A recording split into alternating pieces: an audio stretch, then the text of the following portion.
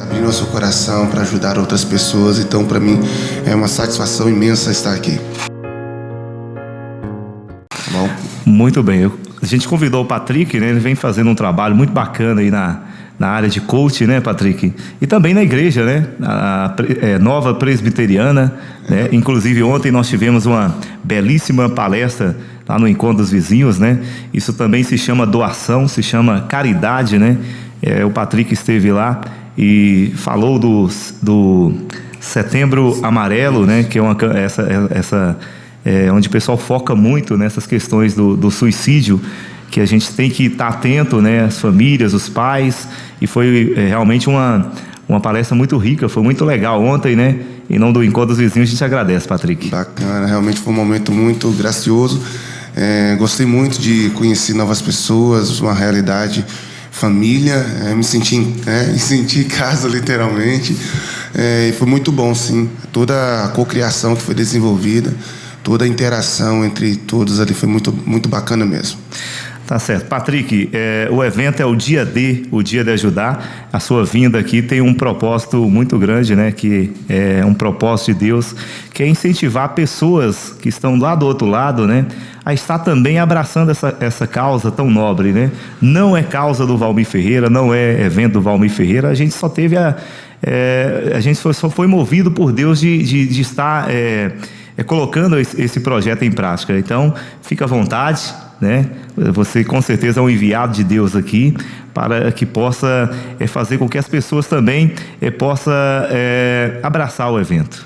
Eu creio, Valmir, que, como você mesmo colocou, não é o evento da pessoa do Valmir, mas se a gente for olhar a história, se formos olhar tanta história bíblica, onde me inspiro muito, e tanto da questão social, da história do mundo, todos os grandes movimentos que transformaram as gerações começou com um homem que se dispôs a assumir, a aceitar o desafio, porque não é fácil mobilizar pessoas e conscientizá-las com uma finalidade social, onde, entre aspas, não existe um retorno direcionado, um retorno pessoal, um benefício pessoal daquilo, em que o retorno é mais coletivo do que individual. Então, trabalhar com a mobilização de massas para sensibilizá-los e conscientizá-los do valor do social é um desafio, e durante toda a história da humanidade, Deus sempre levantou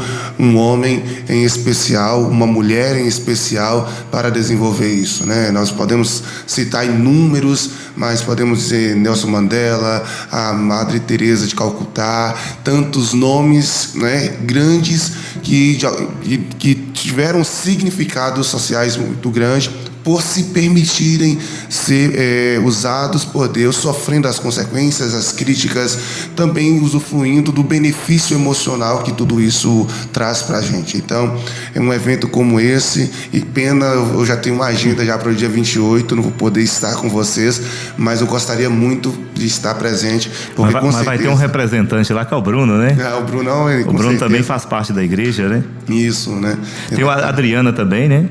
Sim, vai estar com a gente. Toda a comunidade da Igreja Presbiteriana Renovada vai estar sendo, sim, mobilizada para estar participando desse movimento que, com certeza, irá abençoar outras pessoas, sem sombra de dúvida.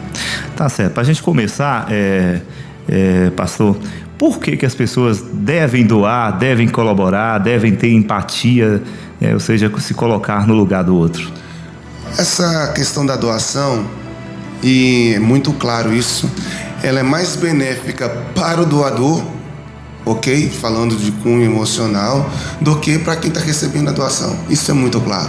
É obviamente que quem está recebendo a doação está sendo abençoado com algo, ele vai ficar feliz, ele vai estar motivado. Muita coisa acontece no âmbito físico, emocional e espiritual de quem recebe a doação, e a gente vai estar falando, inclusive, seria interessante abordarmos sobre esse ciclo da prosperidade que acontece exatamente nessa relação do dar e receber, porque quem está dando também está recebendo algo em troca, e quem recebe também está doando, há uma cocriação nesse processo. Mas ele é muito bom mesmo para a pessoa que dá. Ela libera emocionalmente efeitos graciosos nas nossas vidas, então, e faz parte do processo. Quem quer prosperar, e aí uma questão que precisa ser bem observada: prosperidade não significa riquezas, morar em casas milionárias, ou almoçar em hotéis caríssimos, ou ter um iate, ou ter o carro do ano. Prosperidade está bem além do que riquezas, e tudo começa com o ciclo dar e receber. Quando nós não damos, nós estamos quebrando o ciclo, mas também quando nós não recebemos, também estamos interferindo nesse processo que nos leva em relação à prosperidade. Muito bem. A gente, com essas campanhas, a gente percebe que Itaiobeiras tem 33 mil habitantes, e por mais que a gente divulgue, né, a gente percebe que ainda tem muita gente que tem talvez uma certa dificuldade, né, de doar, né, de tirar um pouquinho, né, ou algumas pessoas, talvez elas podem ter vergonha, né, porque elas falam, de repente ela tem 50 centavos em casa e fala: eu não vou doar 50 centavos não, porque é uma vergonha, né? E o que o pastor diria a essas pessoas que têm essa dificuldade, né, de abraçar esses projetos? O que o senhor diria para eles? Olha, eu acredito que a dificuldade que as pessoas às vezes encontram em doar é multifatorial. Obviamente não teria como aqui a gente falar que se resume a um fator, se resume a uma situação. Na realidade, podemos pegar essa questão e selecionar em vários grupos. Mas dentre esses grupos, às vezes se destaca um, que é a desconfiança social, que no decorrer do tempo, e ainda ontem, quem assistiu a live do culto de ontem, eu falei sobre corrupção, e obviamente eu abordei a corrupção em diversas áreas, tanto da área religiosa, da área familiar, da área social, política, e foi traçado isso ontem no culto. E quando se trata da questão social, as pessoas às vezes se desconfiam o que irá fazer com aquilo que eu doei, qual a finalidade, e por isso ter um programa, ter um processo de esclarecimento antes, durante e pós é importante para que as pessoas estejam mais liberadas em si mesmas a doar, entender para que aquilo está servindo, qual a causa que está sendo defendida. Então essa desconfiança é um dos fatores, né? Em que eu estou investindo esse dinheiro, em que terreno eu estou semeando, porque cada doação que a gente faz é uma semente. É uma semente que você está lançando em um solo, e se você lançar em solo que não seja fértil, você perde aquela semente. Então, às vezes, tem pessoas que, eu já doei e não vi nada, o que aconteceu, o que deu, se realmente cumpriu com aquilo que estava sendo programado. Então, ela não averigou em que solo ela semeou aquela semente. Mas quando a pessoa entende, conhece o solo, sabe as finalidades, isso fica muito mais fácil de fazer, de se liberar para isso, que é essa questão da desconfiança. Uma outra questão tem essa aí também, da pessoa achar que o que ela tem é pouco e demais e que não vai ter efeito no macro.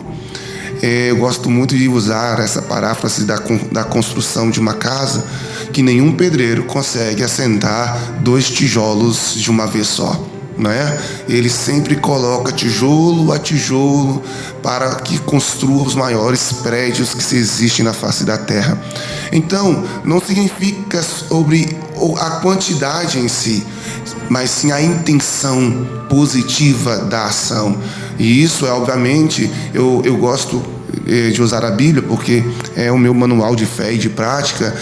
Nós vamos ver desde o Antigo Testamento até o Novo Testamento muitas questões voltadas ao doar, e tem uma em específica que na construção do tabernáculo o Senhor dá ordens dizendo: olha, quem tem madeira, traga madeira, quem tem ouro, traga ouro, quem tem panos, traga panos. Então assim, cada um dá conforme aquilo que tem, na proporção que tem.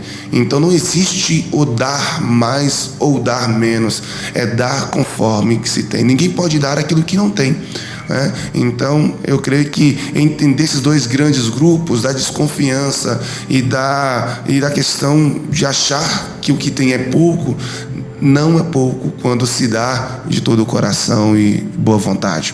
Então eu creio que trabalhar esses dois grandes grupos é importante nesse processo de dar e de receber. Muito bem, deixa eu mandar um abraço aqui para o Adilson, né? Ele trabalha na Cerâmica São José, sempre passa lá na Zema, né, para conversar com a gente. Aí sábado agora ele passou, não estava, perguntando aqui, né, o que aconteceu, né? Isso é bacana, né?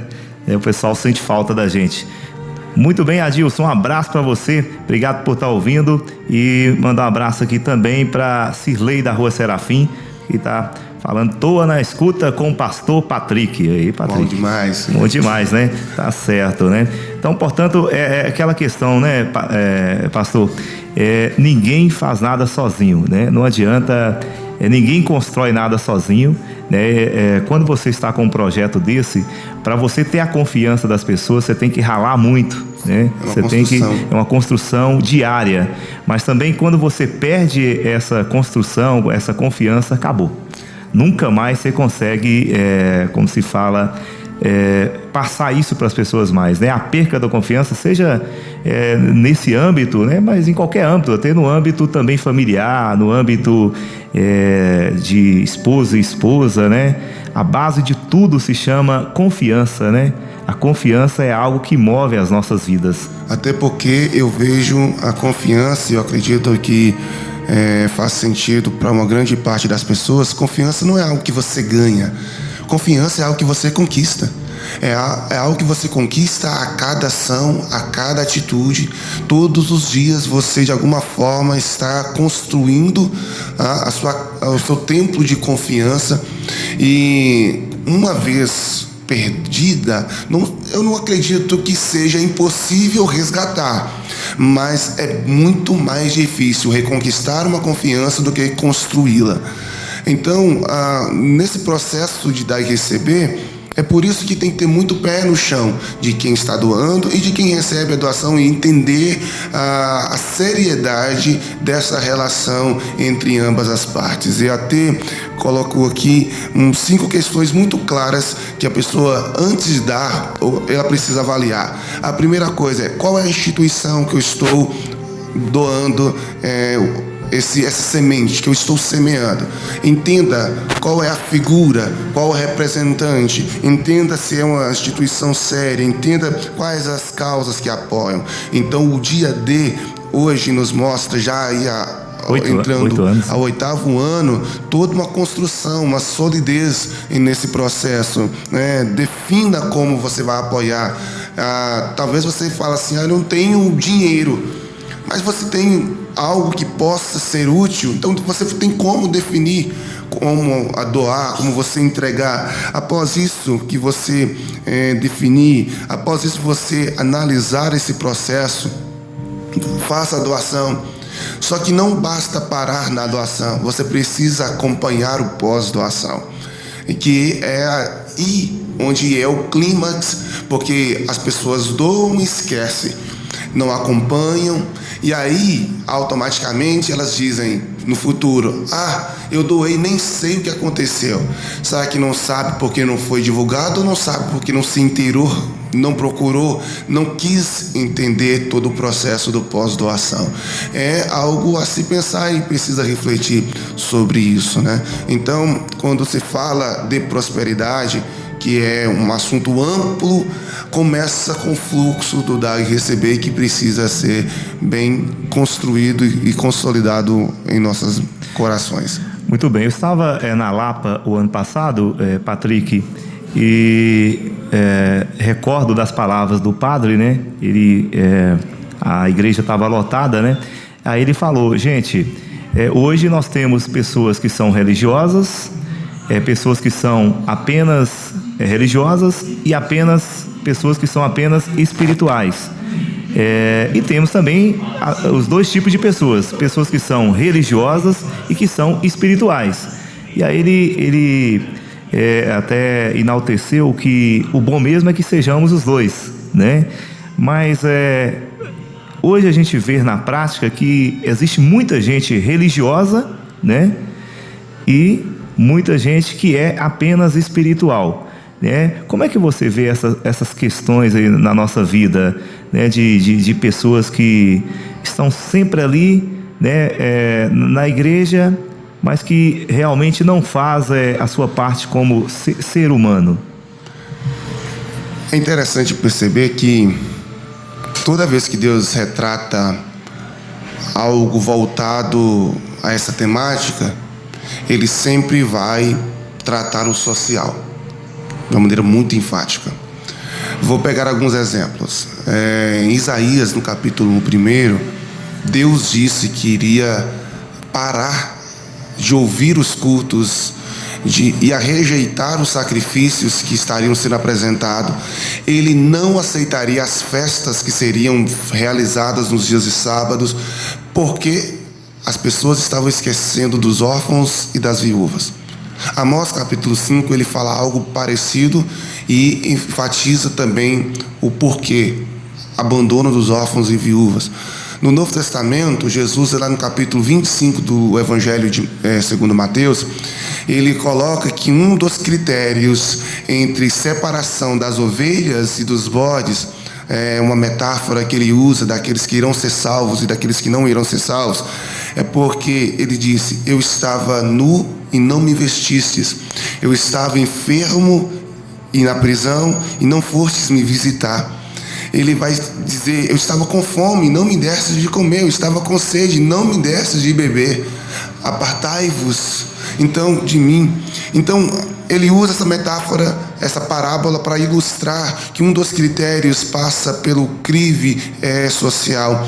E Tiago, irmão de Jesus, também na sua epístola, ele vai dizer que a verdadeira religião está preservado da contaminação do mundo. Isso é você se santificar e se separar daquilo que é a prática do pecado e visitar os órfãos e viúvas. Então a questão de ser religioso hoje está muito natural as pessoas aderirem a uma religião ou não fazer parte de uma religião. Isso é uma balança que durante todo o tempo a gente percebe na sociedade, pessoas que optam em ser religiosos e aqueles que simplesmente não querem ser. Mas quando se trata da espiritualidade, não tem como você ser espiritual se você não entender o papel social.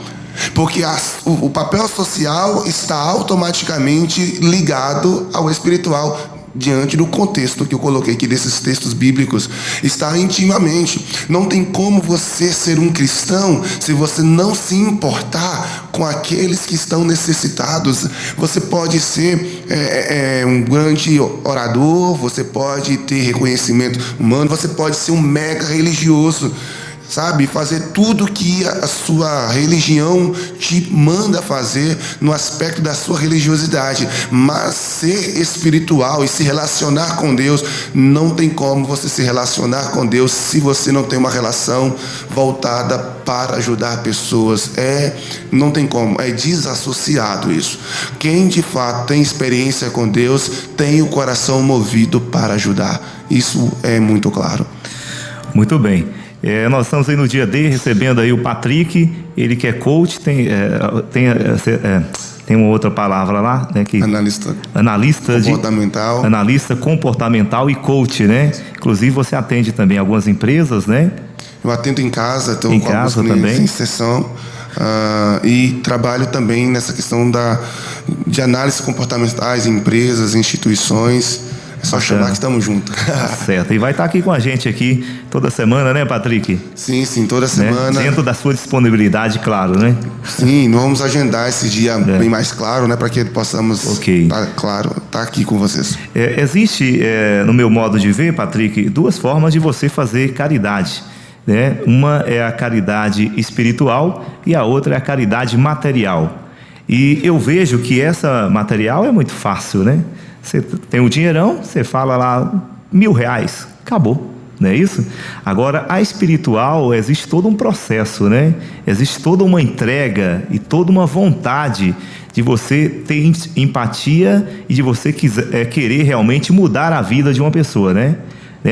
O que nós estamos fazendo aqui neste momento do dia D é a mais fácil que se tem de fazer. Essa é fácil, né? Eu não vejo problema nenhum. Mas eu costumo muito, realmente,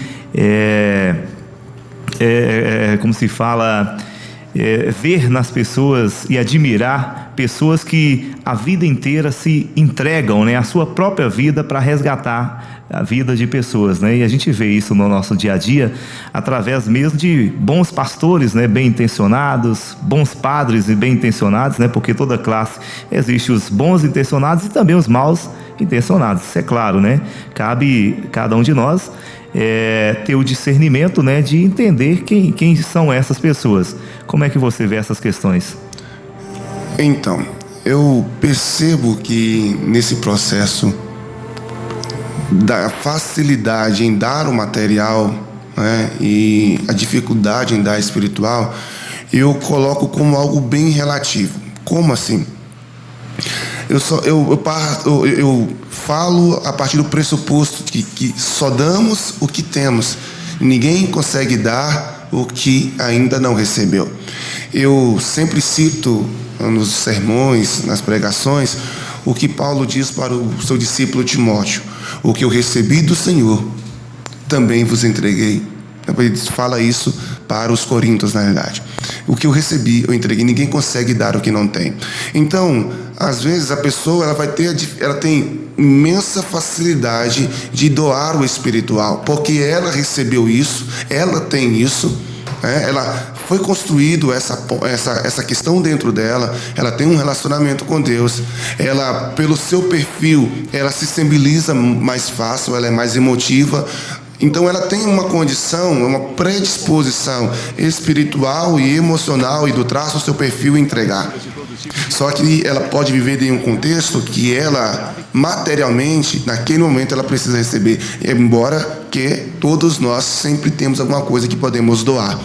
Eu me lembro, e só fazendo aqui como exemplo, minha tia, ela faleceu ano passado, a forma dela demonstrar amor às pessoas, e depois a gente pode falar aqui sobre as linguagens de demonstrar amor, a forma com que ela demonstrava amor era doação. Todo mundo que entrava na casa dela tinha que sair com alguma coisa, ou tinha que tomar um café, ela dava um jeito. Eu me lembro de fases na vida dela que ela não tinha nem para ela, mas o pouco que era para ela, ela dava. E eu me lembro que uma dessas fases, eu cheguei na casa dela, passando de uma ministração que eu tinha feito, e passei em Pedra Azul para vê-la. E ela não tinha nada. Naquele dia, eu me movi até ajudá-la. E ela, como sempre, né, ela, como mãe, ela evitou receber, né? Só que, nesse evitar de receber, era jeito dela de demonstrar amor a dar, ela procurou alguma coisa para me dar. Para me doar naquele dia, porque não tinha como passar lá sem ela me dar alguma coisa, isso dentro da percepção dela. E ela deu uma lâmpada, ela foi lá, tirou uma lâmpada e falou: toma aqui, talvez tenha lá na sua casa, tem algum lugar que não tem lâmpada, leva isso aqui. Então, para ela, por mais que ela não estava tendo nada naquele momento financeiro ou tal, ela tirou a lâmpada e me deu, por causa do perfil, por causa da crença dela em ajudar. Então, para algumas pessoas o espiritual é fácil, mas para outras pessoas o material é fácil. O fato é que eu só consigo dar o que eu tenho, o que eu recebi, ou o que de alguma forma chegou em minhas mãos. E a questão é que todos nós, seja material ou seja espiritual, temos alguma coisa a oferecer. Todos nós temos alguma coisa que possa ser investido na vida de outrem. E mesmo que para nós não tenha significância alguma, para outra pessoa possa ser o que ela naquele dia mais precisa. Talvez você não tenha nenhum bem material, mas tem um abraço, tem um eu estou aqui, tem um sorriso, né? Tem um sorriso. Então a gente sempre tem algo a oferecer. Embora que aí eu faço aqui uma colocação também que Tiago diz: se alguém te procurar te pedindo um alimento e você falar, vai, que Deus te abençoe, ou fez uma oração por ela, deu um abraço nela, não matou a fome. Porque tem muita gente que não vai ser receptível ao seu carinho se o estômago estiver roncando de fome. Então, essa empatia e esse entendimento do que a pessoa está necessitando e o que você possa entregar para ela. Muito bem. A vida da gente, Patrick, acho que ela só tem sentido, né, se você é útil a alguma coisa, né?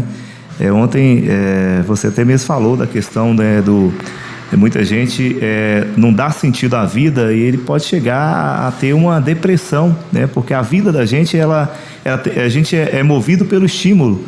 Se você não tem um porquê da sua vida, uma justificativa, né? Por que eu estou aqui no mundo?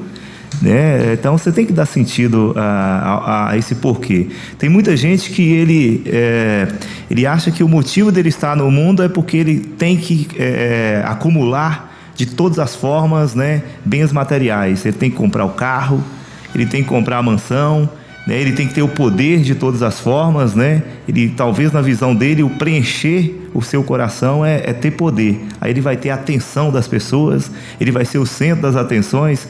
E eu vejo que não é isso, porque às vezes você vê aí tantas pessoas de sucesso, né? Artistas, pessoas que estão aí com depressão, e você pergunta, puxa vida, essa pessoa tem tudo, né? Ela tem dinheiro, ela tem fama, né? Ela tem tudo, né? E mesmo assim entrou na depressão. Por que entrou na depressão? Mas de repente ela não tem o mais importante, que é Deus, né? Só Deus preenche o nosso coração, e talvez ela não fez o mais importante, dar sentido à vida dela, né? Eu gosto muito, e eu já falei isso anteriormente, de um livro do pastor Rick Warren. Ele escreveu um livro chamado Uma Vida com Propósito, e ele fala ali nesse livro que nós viemos a esse mundo para viver uma vida com propósito. Ele declara que nós vivemos na Terra entre 25 mil a 28 mil dias aqui na Terra. E às vezes a gente pensa a vida em anos, né? Você tem quantos anos? A pergunta sempre é essa. Mas quando você começa a pensar quantos dias você viveu, você vai perceber que é muito tempo. É você pegar cada ano que você viveu e multiplicar por 365. Eu ontem disse na igreja que hoje inicia o ciclo dos 100 últimos dias desse ano. A partir contando de hoje, temos 100 dias até o ano de 2019 terminar. E os filósofos sempre questionaram, né? De onde eu vim? Para onde iremos, né? E tal. Tem aquela pergunta: o que vai acontecer conosco depois da morte? E talvez direcionar essas perguntas, não para de onde vimos, porque alguns vão acreditar que viemos, somos frutos de uma evolução, né, um Big Bang, ou tem a teoria evolucionista aí, e para aqueles que acreditam na Bíblia tem o criacionismo, né, viemos de Deus, e é o que eu defendo, o que eu acredito. Então nós sabemos de onde viemos.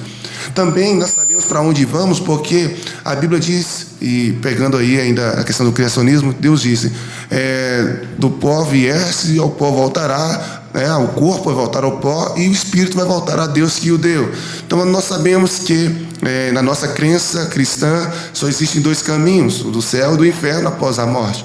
Então essas duas perguntas estão muito bem claras para quem crê na Bíblia e para quem não crê na Bíblia e crê na ciência. Bacana. A questão é o que eu vim fazer. Porque se você pegar uma mulher que tem aí, emite no decorrer da sua vida mais de 300 mil óvulos, Um homem em uma ejaculação, mais de 30 milhões de espermas, e coincidir que você veio nesse processo natural de seleção, que você está aqui hoje, você está nos ouvindo aí na sua casa, estamos aqui discutindo sobre esse tema, e não faz sentido, não é lógico que eu vim aqui a essa terra simplesmente para passar um tempo aqui, e minha vida não fazer sentido. Então, as pessoas vivem a vida toda, e muitas delas até morreram sem saber o real motivo por que estão aqui. Uma pergunta para você refletir, que está aí na sua casa: você sabe o porquê que você está aqui na terra? Você sabe qual é o propósito pela qual Deus te criou, a finalidade por que você está aqui? Aí alguns vão encontrar sua finalidade no acúmulo de riquezas, no acúmulo de poder, no acúmulo de prazeres. Outros simplesmente falam como Martim da Vila cantava: deixa a vida me levar, a vida leva eu, vamos tocando o barco. O fato é que os anos passam e chega um momento da nossa história que a gente começa a refletir, principalmente no período a partir dos 28 anos, 30 anos. Gente, o que eu fiz até agora? Ou o que eu consegui fazer até agora que de fato trouxe sentido para a minha existência? Quais são as crenças e valores que me dão base para a vida que eu tenho e que vai me levar até aonde eu quero chegar? A questão é: todo mundo sabe da sua existência, mas poucas pessoas se planejam para a sua história, reconhecem a sua história e honram a sua história. O fato é que entender que você está aqui nessa terra para um propósito, e um desses propósitos, Rick Warren fala no seu livro de 5 desses propósitos, que a gente pode depois tratar sobre isso aqui, mas um desses 5 propósitos é o servir, é a doação, é a entrega, é oferecer a outrem aquilo que você tem. Então faz sentido entender que um dos propósitos nossos aqui nessa terra é servir uns aos outros. O próprio Mestre Jesus nos ensinou isso. E é a melhor coisa, né, Patrick? Muito bom. Deus abençoa a gente com tantas coisas, né? Com tantas riquezas, né? Que saúde, né? Energias boas, né? Te alimenta de energias boas, né? Ele te dá toda a inteligência possível, e ele te cobra tão pouco, né? Tão pouco, né? Que é você dividir um pouquinho daquilo que você está tendo, né? Que ele está te dando com o próximo, né? E às vezes as pessoas não conseguem captar isso, né? E é por isso que muitas vezes, né, não consegue também alimentar, né, o seu coração. Porque quem não faz isso, quem não presta solidariedade, eu acho que sempre terá um coração vazio, né? Eu sempre aqui na rádio eu falo: vamos passar por várias turbulências, mas no final vamos vencer, e as turbulências ficarão para trás, mas o conhecimento que será restituído, né, que será adquirido através dessas turbulências, isso ninguém jamais vai tirar de você, porque o que Deus te dá ninguém tira, né?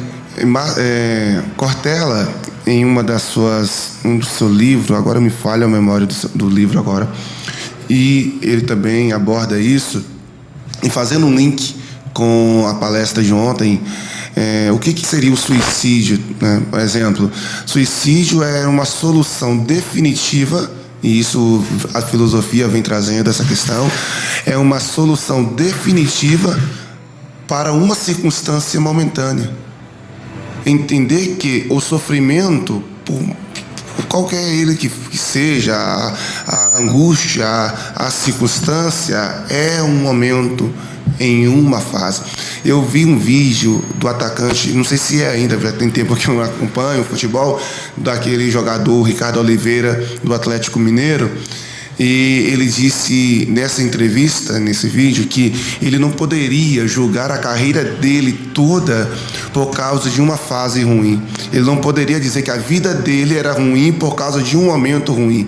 É o que, exatamente parafraseando o que Cortella disse e o que a filosofia vem falando sobre até a questão do suicídio. As pessoas tentam resolver de uma maneira, porque o suicídio, ele é definitivo, aconteceu, acabou. Só que as pessoas que já passaram por tentativas, eu até narrei um pouco da minha história, e eu tenho certeza que outros que me ouvem, que já passaram por momentos assim, sabe que o problema passou, estamos vivendo um outro nível hoje.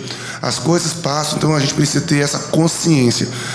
O que isso tem a ver com as circunstâncias, com o tema de hoje? Muita coisa. Entendendo que qualquer circunstância e tribulação que nós passamos vai nos fortalecendo e nos tornando mais fortes. Nós que temos, eu estou aí numa meia-idade, né, chegando aos 31 anos agora, né, tem muito chão pela frente. Muito chão, se Deus quiser. Mas dessa pouca bagagem que a gente tem, eu já pude passar por muitos intempéries, seja na área ministerial, pessoal, amorosa, financeira, e eu percebo que cada uma dessas coisas que você consegue superar, ela aumenta a sua resistência. Você vai ficando cada vez mais imune a essas circunstâncias.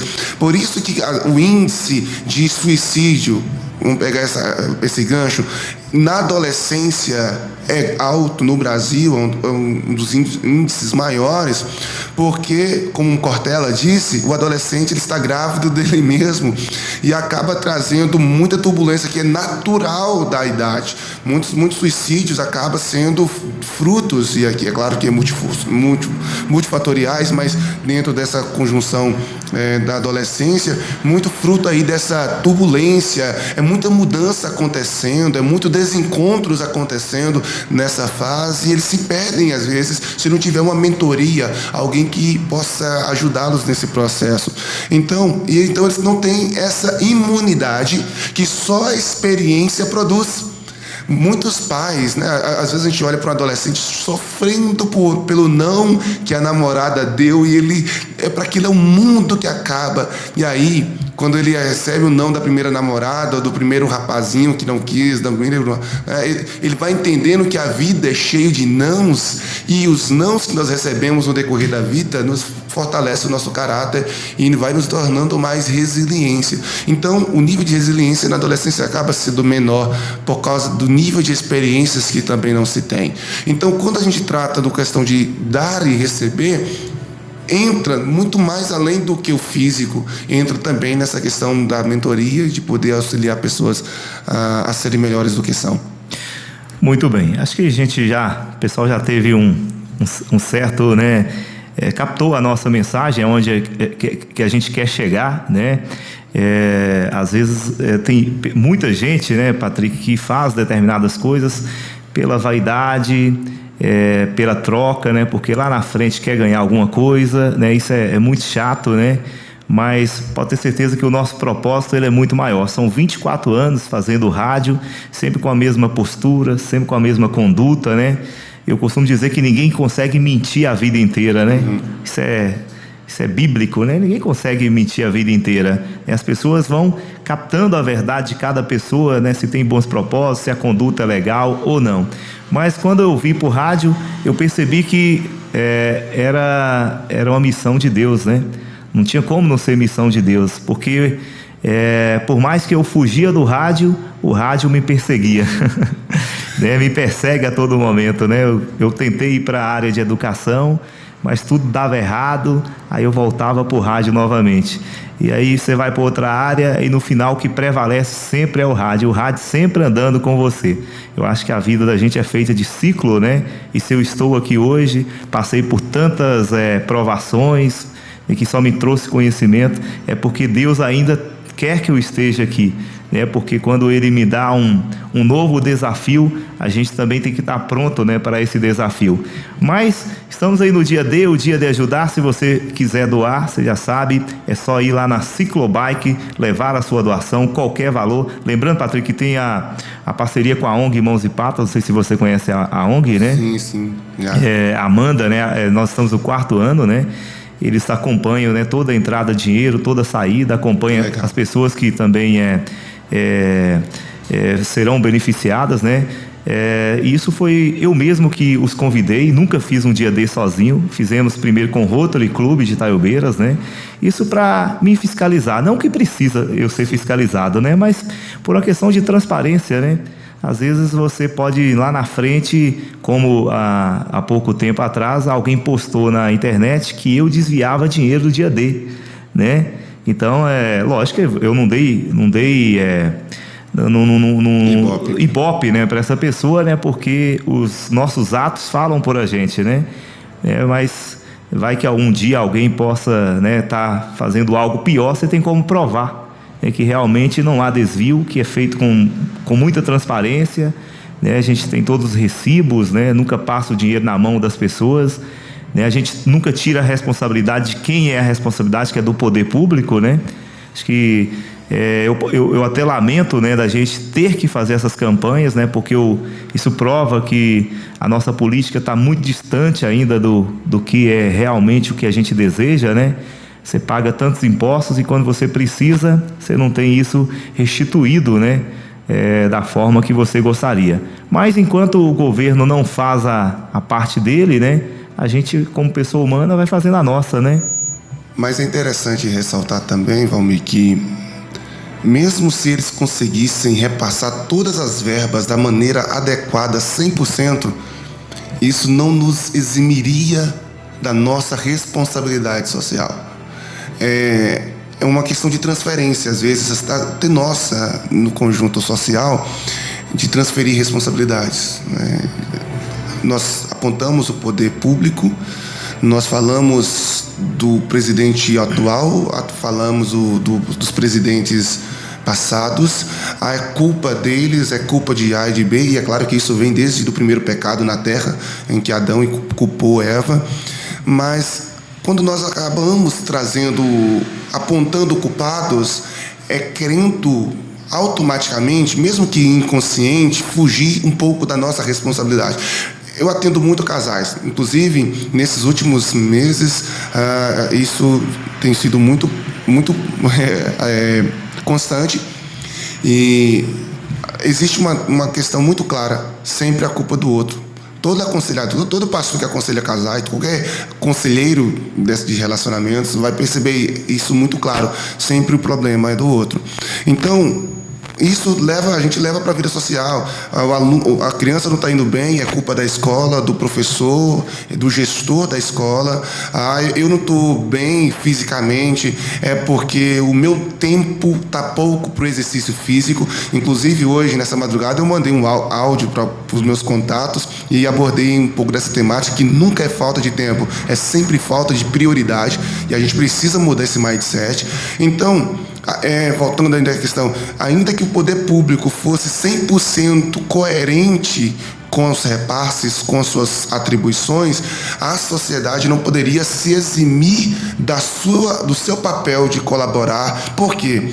Porque não existe sistema governamental no mundo que consiga suprir a demanda de necessitados. Poderia diminuir grandemente, obviamente, eu estou falando de taxas de diminuição de carência social muito grande, mas não conseguiria suprir toda a demanda dos mais de 7 bilhões e 300 milhões de pessoas na Terra. Então, por isso que iniciativas como a sua, iniciativa como a ONG Mãos e Patas, né? Iniciativas como do Encontro dos Vizinhos, do Encontro de Vizinhos, a da Adriana, que é excelente, dos cursos, né? Dos cursos, iniciativas como essas são necessárias, iniciativas de comunidades religiosas, seja elas quais forem, denominações, sejam elas quais forem, são necessários, porque por mais que as instituições particulares ou públicas tentam fazer, elas não vão conseguir suprir as demandas, porque a carência, de alguma forma, é uma construção social e também uma carência é algo inata do homem. Nós já nascemos carentes, a gente já vem para a vida com a carência de alguma coisa. Então, é necessário dizer, dentro desse processo do dar, que é uma responsabilidade social também. Claro, e eu agora faço essa ressalva, e você colocou isso muito bem, que o poder público não pode escorar nessas entidades filantrópicas, o poder público não pode se eximir das suas responsabilidades, mas tem que, muito pelo contrário, eu acredito que deveria ter mais iniciativas de apoio do poder público a essas entidades. Às vezes por mais que a pessoa tenta fazer, né, às vezes não tem o amparo necessário, mas seria uma parceria que teria que ser construída, onde a política precisaria ser deixada de lado, né, o partidarismo, os conceitos, princípios e valores de cada instituição no aspecto de partidarismo, e olhar para, de fato, quem precisa, que são as pessoas carentes.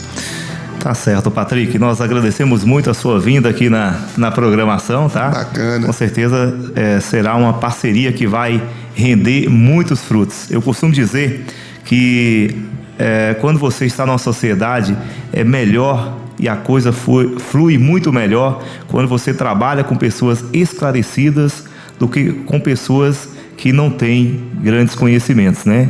Porque aí as pessoas entendem melhor, captam melhor a sua mensagem e entendem que nós somos uma engrenagem, né? A sociedade é uma engrenagem e ela só vai funcionar de fato quando cada um de nós assumirmos a nossa verdadeira responsabilidade, né? E são pequenas atitudes que se tornam grandes, né?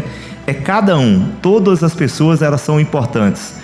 É o gari que faz a limpeza da nossa cidade, que muitas vezes, né, não tem o olhar de carinho das pessoas, que deveriam muitas vezes, quando ela estiver passando, né, colhendo o lixo, né, falar assim: e aí, vem tomar um cafezinho aqui, bom dia, né? Aquele carinho, aquele olhar de ver, né, a importância dele, né? E muitas vezes a gente não percebe, né? Deixa o gari parar com o seu serviço aí durante uma semana, que a gente vai ver o quanto a cidade fica horrível, né? Sim. Então o gari tem a sua importância, né? Até o prefeito, né? O juiz, né? Todos nós, que nós tenhamos um olhar carindoso, né? Um olhar bondoso, né? E que saiamos dos nossos escritórios e que a gente possa realmente entender a importância da sociedade no nosso contexto, né? Sim. Porque ontem eu até falei, na pouca palavra que eu tive lá no Encontro dos Vizinhos, né? Não adianta nada eu estar bem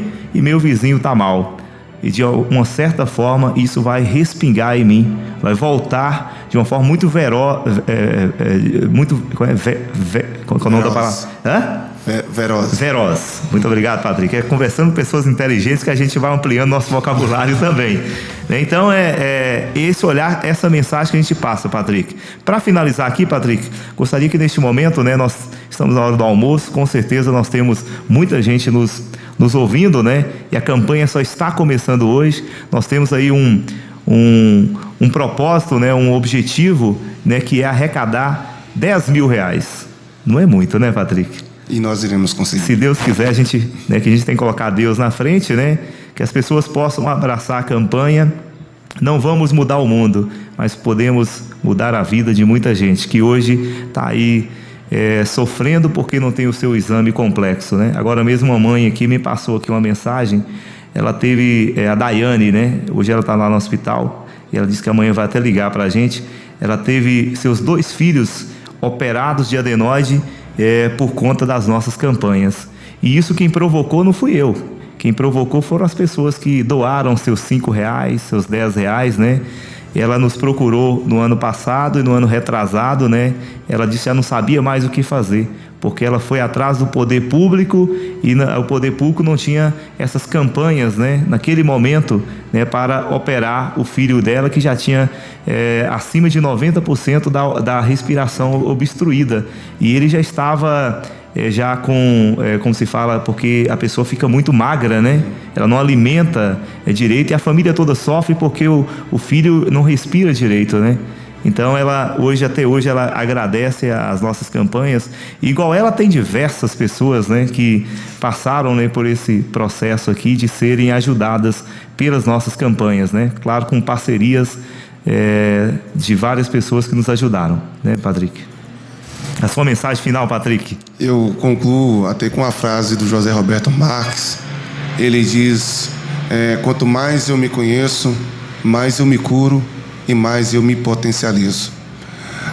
Quanto mais nós procurarmos entendermos quem nós somos e qual o nosso papel dentro da comunidade social, e isso é o meu papel como como um civil, como uma pessoa da sociedade, meu papel como um gestor público, meu papel como alguém que trabalha dentro da administração pública, alguém que trabalha em uma entidade filantrópica. Quanto mais eu me conhecer e entender quem eu sou de verdade, pode ter certeza, mais eu vou ter desejo de contribuir com o social, porque nós só existimos porque a comunidade existe. Deus, primeiro, Ele construiu uma comunidade para depois dar a ela essa função de procriar e de multiplicar e de se potencializar. O primeiro casal é a primeira comunidade que existe, a primeira sociedade que existe. E quando a gente percebe dentro dessa conjunção, eles crescem, eles prosperam, da mesma forma no dilúvio com Noé. Então, eu só existo porque uma sociedade, de alguma forma, falando isso de cunho social, eu só existo porque uma sociedade existe. E se a sociedade ela está, de alguma forma, equilibrada, pode ter certeza, eu vou estar sendo beneficiado diretamente com essas ações. Então, que Deus abençoe todos vocês. Gratidão por esse tempo aqui com você, Valmir. Muito bem. Sexta-feira marcado, Patrick? Tamo junto. Então, tá bom. Sexta-feira, gente, fez muita falta a presença do Bruno aqui. Ninguém substitui ninguém. A nossa vontade é que o Bruno possa retornar pelo menos uma vez a cada 30 dias, né? Mas eu tenho certeza que cada um tem a sua linha de conhecimento, seu jeito de trabalho, né? E eu tenho certeza, Patrick, que a sua vinda aqui na rádio vai trazer muito conhecimento para mim, né, que tenho essa missão de também transmitir conhecimento para as pessoas, né?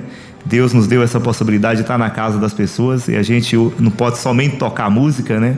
Nós temos que motivar as pessoas. O locutor, ele é tudo, ele é psicólogo, ele é palhaço, ele é jornalista, ele é aquela pessoa que Deus, né, deu o microfone e deu essa possibilidade da missão, né, de levar algo de bom para as pessoas.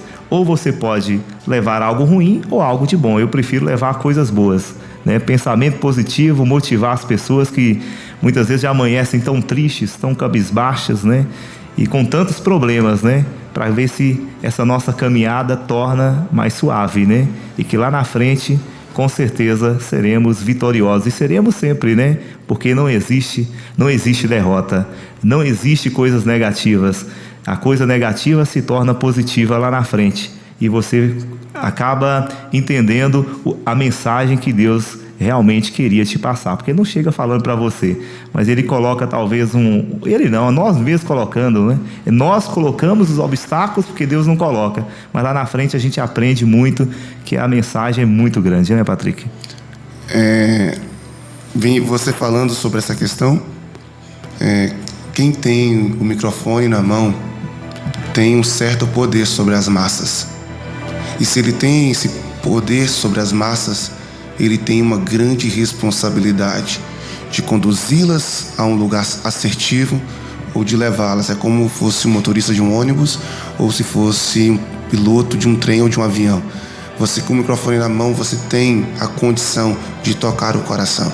E a forma como que você faz isso vai determinar o destino que você irá conduzir. Como pastor, eu sempre falo da responsabilidade que a gente tem diante de uma igreja, diante de uma comunidade, porque, querendo ou não, nem todo mundo vai ter o esclarecimento de discernir o que é benéfico do que é maléfico. Então a responsabilidade ela é muito grande. Então é necessário ter essa consciência. E como você bem disse, né, hoje aqui é uma responsabilidade a mais para mim e para você, entendendo que temos que tratar isso com a seriedade, com o zelo, que essas circunstâncias elas merecem ser tratadas, né? Valeu, Patrick, até sexta. Valeu. Gente, olha, vamos tocar uma música do Fernandinho, daqui a pouquinho eu volto para finalizar. Daqui a pouquinho tem Lucas Ribeiro, Dia D, o dia de ajudar, solidariedade. Com esse gesto podemos transformar o mundo. Sábado, encerramento da nossa campanha, leve sua doação na Ciclobike, o mundo da bicicleta. 12:03, volto já para finalizar. Eu vou abrir meu coração.